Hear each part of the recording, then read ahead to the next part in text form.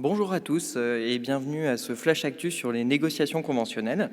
Je suis Raphaël Dachicourt, interne de médecine générale à Lille, et j'ai comme seul lien d'intérêt d'être ancien premier vice-président de l'ISNARI-MG. Et donc je vais vous parler aujourd'hui des négociations conventionnelles. Alors oui, je le sais bien, ce terme n'est pas très vendeur, et vous vous demandez probablement pourquoi je viens vous embêter avec ça. Pourtant, c'est un sujet essentiel qui s'inscrit bien au cœur de toute pratique libérale de santé, et nous allons prendre ensemble le temps de voir pourquoi. Alors, vous vous êtes probablement tous déjà demandé pourquoi et comment est-ce que le tarif d'une consultation de médecine générale avait été fixé à 25 euros, ou pourquoi nous sommes rémunérés à la consultation et non pas différemment. Eh bien, pour répondre à ces questions, il faut revenir aux origines de l'organisation moderne de la médecine en cabinet en 3 étapes. En premier, l'origine de la médecine libérale française. C'est pas le bon. C'est pas grave. Donc l'origine de la médecine libérale française. En deuxième, l'impact de la naissance de la sécurité sociale. Et en troisième, la création d'un tarif unique de la consultation. Donc notre histoire commence en 1927 et pose les 5 principes de base du modèle de la médecine libérale française avec la publication de la Charte de la médecine libérale. Voici les 5 principes. Le libre choix du médecin par le malade, le respect du secret professionnel, la liberté totale de prescription, le paiement à l'acte, et enfin, la libre entente du prix entre le patient et le médecin. À cette époque, nulle notion de prise en charge par l'assurance maladie, inexistante, mais fixation du tarif de la consultation par entente mutuelle entre patient et médecin en se basant sur les revenus de la personne. Deuxièmement, donc, l'impact de la naissance de la sécurité sociale. En 1945, après la création de la sécurité sociale, apparaît un premier système de remboursement par l'assurance maladie des consultations. Afin d'uniformiser les tarifs en vue d'être remboursés, dans une optique égalitaire, sont alors mises en place des conventions départementales entre l'assurance maladie d'un côté et les syndicats de médecins de l'autre. Pour autant, ce système s'opposant à l'un des piliers de la charte que je viens de vous présenter, à savoir la libre entente du prix entre patients et médecins, de nombreux médecins s'opposent à ce système et refusent d'être conventionnés, continuant à pratiquer des tarifs libres sans que le patient ne bénéficie donc d'un remboursement. De plus, ce système engendre des disparités entre départements et n'apparaît donc pas idéal.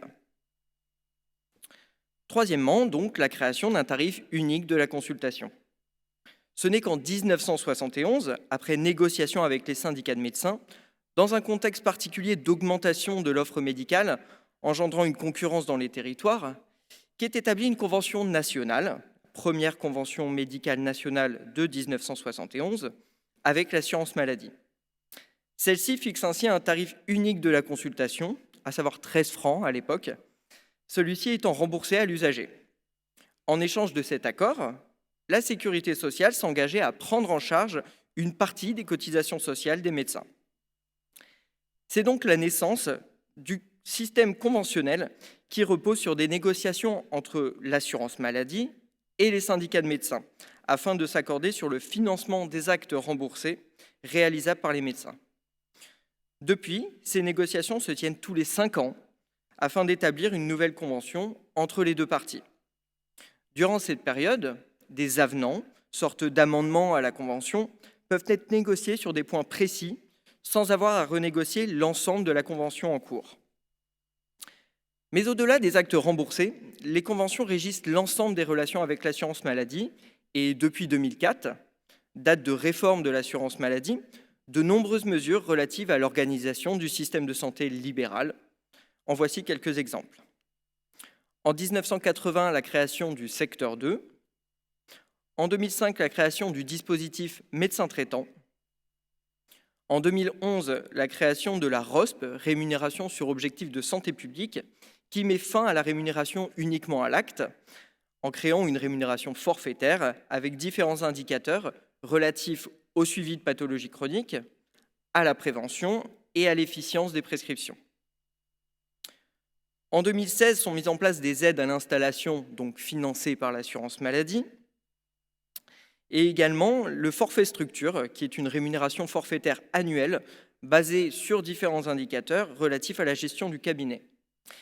La Convention de 2016 prévoit également une revalorisation du tarif de la consultation de médecine générale, qui passe donc de 23 à 25 euros. En 2018, l'avenant 6 à la Convention de 2016 prévoit le remboursement des actes de télémédecine. Et en 2020, l'aide à l'embauche d'assistants médicaux est prévue par l'avenant 8, toujours à la Convention de 2016. Les syndicats habilités à négocier cette convention sont élus par les médecins libéraux lors des élections aux unions régionales des professionnels de santé, se tenant tous les 5 ans, les élections URPS. 2 collèges existent dans chaque URPS médecins libéraux, le collège généraliste et le collège spécialiste, qui devrait d'ailleurs plutôt s'appeler collège autres spécialistes, mais bon, passons. Les syndicats peuvent ainsi candidater dans l'un et ou l'autre collège. Il faut avoir recueilli au moins 10% des voix dans un collège pour pouvoir siéger à ces négociations avec une voix décisionnaire. Les dernières élections URPS se sont tenues au printemps 2021 et ont abouti à l'élection des syndicats suivants. Pour le collège généraliste, MG France, la CSMF, Confédération des syndicats médicaux français, la FMF, Fédération des médecins de France, et l'UFMLS, Union française pour une médecine libre, syndicat. Pour le collège spécialiste, l'Union Avenir Spé Le Bloc, la CSMF, l'UFMLS et le SML, syndicat des médecins libéraux. Ce sont donc ces 6 syndicats qui représenteront les médecins libéraux lors de ces négociations avec l'INCAM, l'Union nationale des caisses d'assurance maladie, actuellement dirigée par M. Thomas Fatome. À savoir que depuis 2017, les structures jeunes reconnues représentatives des étudiants en médecine, internes et médecins remplaçants siègent également à ces négociations en tant qu'observateurs. Ce sont l'ISNARI-MG, la NEMF, Association nationale des étudiants en médecine de France, l'ISNI, Intersyndicat national des internes, et Réagir, le regroupement autonome des généralistes jeunes installés et remplaçants. Mais pourquoi est-ce que je vous parle de tout cela ? Eh bien pour 2 raisons. Premièrement, parce que le 30 juillet 2021 a été adopté un nouvel avenant à la Convention de 2016, l'avenant 9.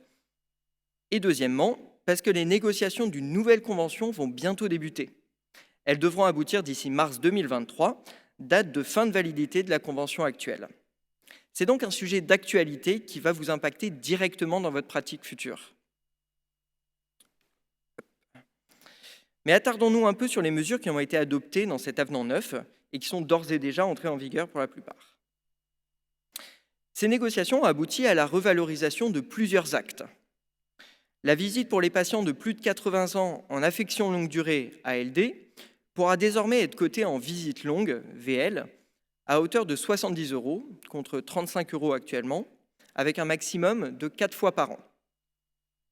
La constitution et la transmission d'un dossier à la Maison départementale des personnes handicapées, les fameux dossiers MDPH, sera valorisée comme une consultation très complexe, avec une cotation CTX à 60 €. Le bilan de santé par les généralistes et les pédiatres des enfants admis à l'aide sociale à l'enfance, l'ASE, relèvera d'une consultation complexe avec une cotation MCX à 46 €. La consultation initiale d'information et d'organisation de la prise en charge d'un patient atteint de troubles de l'autisme ou de troubles du neurodéveloppement pourra être cotée G plus MIS d'une valeur de 55 €. Et enfin, la consultation de repérage des troubles du spectre de l'autisme est élargie aux troubles du neurodéveloppement et aux troubles de la relation précoce mère-enfant, avec une cotation CTE à 60 €. Concernant la télémédecine, différentes mesures sont prévues. Pour la téléconsultation, il est mis fin au principe de territorialité. Celui-ci imposait d'avoir recours à un médecin exerçant dans le territoire de résidence du patient. Les patients désormais situés dans des zones médicalement sous-denses ou n'ayant pas de médecin traitant ou orientés par le régulateur du SAS, le service d'accès aux soins sur lequel je reviendrai un peu plus tard, ne seront plus soumis à ce principe. Il est également supprimé l'obligation d'avoir réalisé une consultation en présentiel dans les 12 mois avant la téléconsultation. L'avenant précise aussi que la télémédecine ne pourra pas représenter plus de 20% de l'activité d'un médecin. Concernant la téléexpertise, qui consiste à avoir recours à un avis d'expert lors d'une consultation via l'utilisation d'outils numériques, il est créé un cadre uniforme de cotation, valorisé à 10 € pour le médecin requérant l'expertise, avec une limitation de 4 actes par an pour un même patient, et valorisé à 20 € pour le médecin expert, avec la même limitation de 4 actes par an pour un même patient. Mais la rémunération des généralistes ne repose pas uniquement sur la cotation des actes, comme nous avons pu le voir avant, et la Convention définit également des rémunérations forfaitaires, comme la ROSP, le forfait patientèle médecin traitant, ou encore le forfait structure. Ce dernier, instauré par la Convention de 2016, est basé sur différents indicateurs qui offrent une rémunération forfaitaire, et modernisé en intégrant 4 nouveaux indicateurs. Un indicateur d'usage et de remplissage du DMP, dont la valeur est indiquée, qui est atteint si 20% des consultations donnent lieu à l'alimentation d'un document sur le DMP. Un indicateur d'usage de la messagerie sécurisée de santé, de la même valeur, atteint si au moins 5% des consultations comprennent un échange par mail sécurisé avec un patient. Un indicateur d'usage de la e-prescription, atteint si 50% des prescriptions des produits de santé du médecin sont prescrits via le service d'e-prescription. Et enfin, un indicateur d'usage de l'application e-carte vitale atteint si 5% des feuilles de soins électroniques sont réalisées avec l'application carte vitale.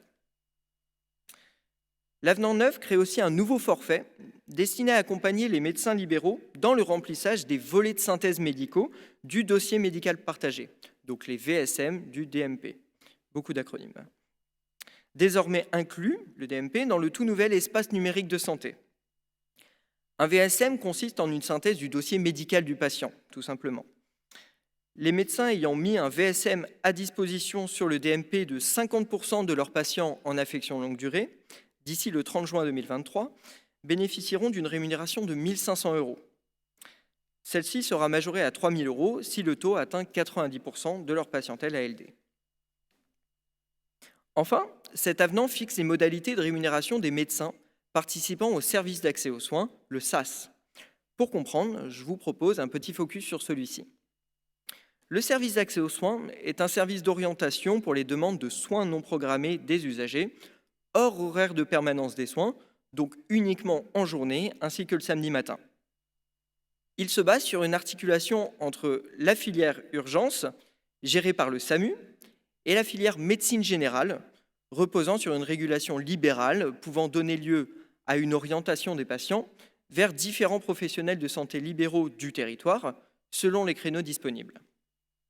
Une articulation étroite avec les CPTS est prévue afin d'organiser la mise à disposition de créneaux de consultation.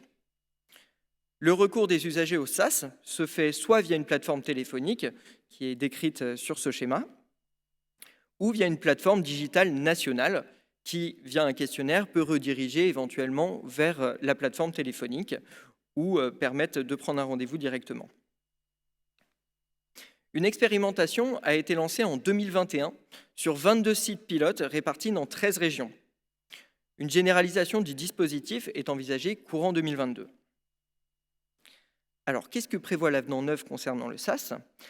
Il prévoit une rémunération de 90 € par heure pour le médecin régulateur, c'est-à-dire celui recevant les appels des usagers. Quant aux médecins effecteurs, c'est-à-dire ceux assurant des consultations de soins non programmés après adressage par le SAS, ils seront rémunérés via 2 indicateurs du forfait structure. 1 400 € pour les médecins ayant un agenda ouvert au public permettant la prise de rendez-vous en ligne de patients non connus, avec un minimum de créneaux ouverts de 2 heures par semaine, et étant inscrits au SAS ou à une CPTS, une communauté professionnelle territoriale de santé, participant au SAS. C'est l'indicateur 8. Et une rémunération selon le nombre de consultations de soins non programmés prises en charge par trimestre. Je vous passe le détail qui est sur la diapo. L'avenant 9 revalorise aussi les astreintes de 12 heures réalisées par les généralistes dans le cadre de la permanence des soins ambulatoires, c'est-à-dire les horaires de nuit, le week-end hors samedi matin et les jours fériés, en fixant un minimum légal de rémunération à 180 € au lieu de 150 € précédemment. D'autres revalorisations sont prévues pour les médecins des autres spécialités sur lesquelles je ne m'attarderai pas. Nous avons donc vu que ces négociations conventionnelles sont un enjeu majeur pour l'avenir de notre profession. Mais il est important de noter que nous ne sommes pas la seule profession de santé libérale. Il existe en effet, sur le même modèle que le nôtre, autant de conventions monoprofessionnelles avec l'assurance maladie que de professions de santé libérales reconnues par le Code de la santé publique. On pense notamment aux infirmiers diplômés d'État, aux masseurs-kinésithérapeutes, aux sages-femmes, etc. Après nous être penchés sur les négociations conventionnelles relatives aux médecins libéraux, je vous propose d'aborder succinctement deux autres négociations existantes, celle de l'accord conventionnel interprofessionnel relatif aux maisons de santé pluriprofessionnelles, les MSP, et celle de l'accord conventionnel interprofessionnel relatif aux communautés professionnelles territoriales de santé. À savoir que ces accords conventionnels interprofessionnels ne sont pas renégociés tous les 5 ans de la même façon que les conventions monoprofessionnelles. Pour rappel, les maisons de santé pluriprofessionnelles, ou MSP, ont été créées en 2007. Ce sont des structures d'exercice coordonné regroupant à minima 2 médecins, plus un professionnel de santé non médical. C'est un exercice libéral. Leur fonctionnement, à la différence d'un cabinet de groupe, est basé sur un travail d'équipe formalisé dans un projet de santé. Pour l'ensemble des missions réalisées, la MSP bénéficie d'une rémunération annuelle par l'assurance maladie lorsqu'elle est conventionnée avec celle-ci, c'est-à-dire qu'elle est signataire de l'accord conventionnel interprofessionnel relatif au MSP.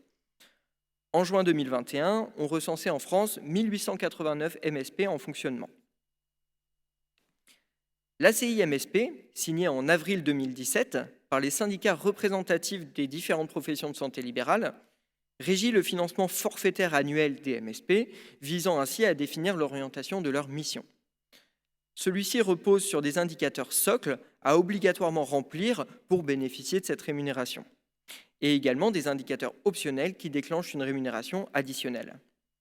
Les missions définies par cet accord sont relatives à l'accès aux soins, au travail en équipe et enfin à la coordination, et requièrent notamment l'utilisation d'un système d'information partagé.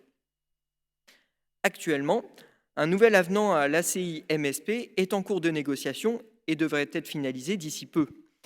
Il prévoit la création d'indicateurs relatifs à l'organisation face aux crises sanitaires graves, à l'articulation des MSP avec le SAS, à l'intégration des infirmiers de pratique avancée, à la mise en place d'une démarche qualité, à l'implication des usagers, au recours au protocole de coopération entre professionnels et enfin à la mise en place de parcours pluriprofessionnels sur les thématiques de l'insuffisance cardiaque et du surpoids, obésité de l'enfant. Les CPTS, quant à elles, sont des associations visant à regrouper les professionnels de santé exerçant sur un même territoire afin de mettre en place un projet de santé commun. La distinction entre MSP et CPTS peut sembler floue, pour autant elle est assez claire, à savoir que les MSP reposent sur un projet de santé ciblé sur une patientèle, alors que les CPTS sont sur un projet de santé relatif à la population totale d'un territoire, sans relation avec une quelconque patientèle, l'exercice étant partagé entre les différents professionnels de santé, qui ne sont pas forcément dans la même structure. Dans cet objectif commun, elles intègrent également l'ensemble des acteurs de santé du territoire, que ce soit les structures de soins ou bien les professionnels du secteur social et médico-social. De la même façon que pour les MSP, les CPTS peuvent être conventionnés avec l'assurance maladie via un accord conventionnel interprofessionnel afin de bénéficier d'une rémunération annuelle. En juin 2021, on recensait en France 134 CPTS en fonctionnement signataires de l'ACI.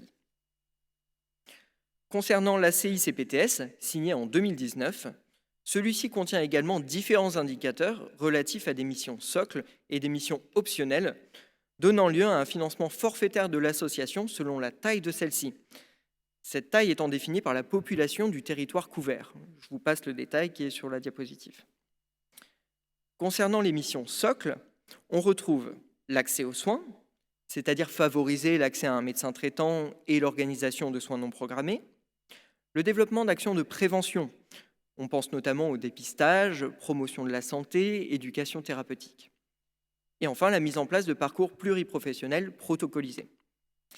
Pour les missions complémentaires, on retrouve l'accompagnement sur le territoire, à savoir des mesures de promotion du territoire afin notamment de favoriser les installations de professionnels de santé, et la qualité et la pertinence des soins. À noter qu'il est également prévu une enveloppe d'amorçage garantissant un financement dès la création de la structure afin de pouvoir faciliter le lancement des projets. L'avenant 2 de cette ACI-CPTS a été signé par les différents syndicats représentatifs des professionnels de santé libéraux le 20 décembre 2021, mais n'a pas encore été publié au journal officiel. Il prévoit l'ajout d'une troisième mission socle relative à la gestion de crise sanitaire, impliquant la rédaction et la mise à jour annuelle d'un plan de réponse aux crises sanitaires. Je vous mets les rémunérations qui varient selon la taille de la CPTS. Si déclenchement du plan, une rémunération additionnelle est également prévue. Cet avenant intègre désormais dans la mission accès aux soins les modalités de l'articulation entre la CPTS et le SAS, le service d'accès aux soins. Enfin, il revalorise ponctuellement l'enveloppe d'amorçage afin d'accélérer la création de CPTS fonctionnelles sur le territoire. Je vous ai remis du coup les missions socles ici et les missions complémentaires optionnelles ici. Hop. Donc les revalorisations de l'enveloppe d'amorçage, vous trouverez les montants selon la taille ici. Après ce tour d'horizon non exhaustif des relations entre professionnels de santé et l'assurance maladie, nous avons pu voir le rôle central des négociations conventionnelles dans l'organisation du système de santé. À travers cette présentation, j'espère avoir pu vous apporter des éléments utiles pour votre réflexion et votre pratique, et vous invite à poursuivre vos échanges avec l'ISNAR-IMG, qui participera notamment à ces négociations en tant que structure observatrice. Je rajoute qu'en adhérant à vos structures locales, vous garantissez donc la représentativité de l'ISNAR-IMG, permettant ainsi de porter la voix des internes de médecine générale, futurs médecins généralistes, notamment dans ces négociations. Merci à vous.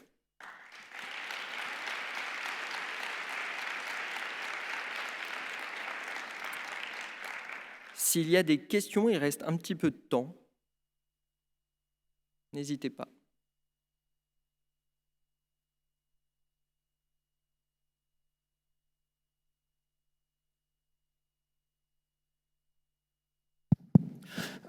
Bonjour à tous, Oliac Sébastien, interne à Limoges.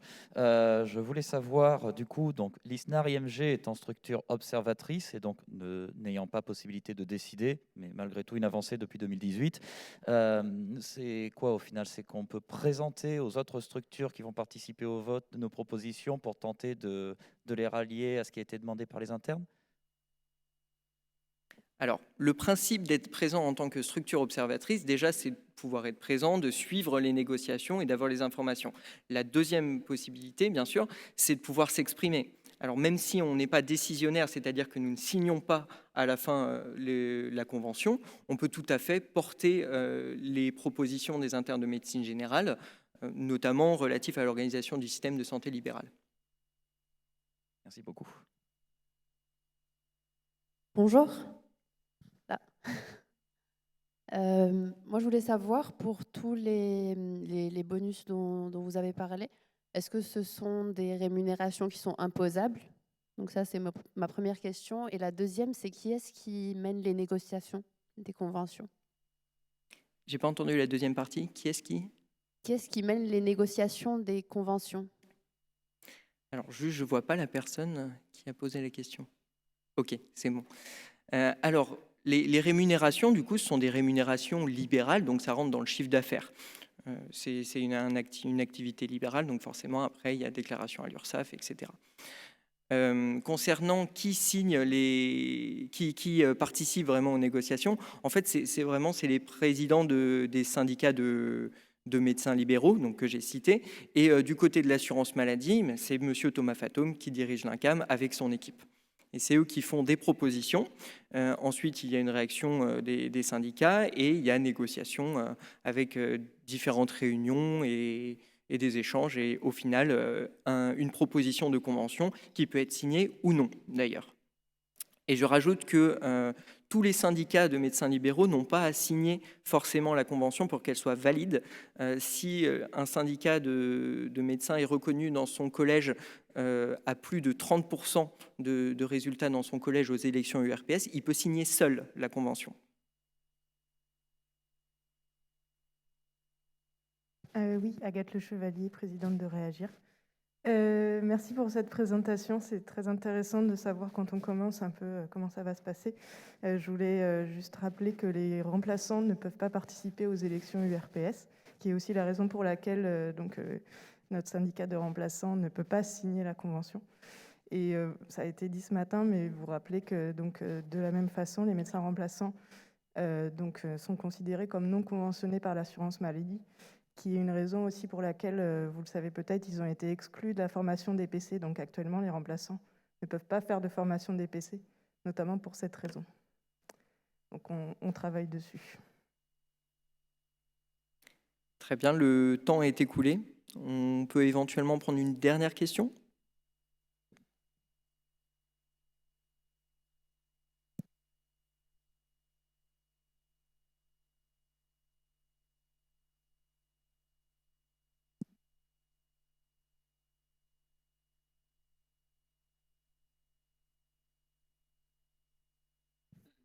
Merci beaucoup pour ta présentation. Moi, j'avais plutôt une question par rapport à du coup mars 2023. Est-ce qu'il y a déjà des premières tendances qui se dégagent sur ce qui va se faire à ce moment-là, sur les nouvelles cotations, les choses comme ça? Alors, on sort tout juste de l'avenant 9 sur la convention de 2016, donc difficile de dégager des tendances. Par contre, du côté des syndicats de médecins libéraux, dans le contexte des présidentielles, beaucoup ont publié différentes revendications, notamment de revalorisation de la consultation de médecine générale. Et ça, vous pourrez le retrouver sur les sites des différents syndicats qui n'ont pas forcément de revendications semblables, hein, bien sûr. Très bien. Eh bien, merci beaucoup. Merci de votre attention.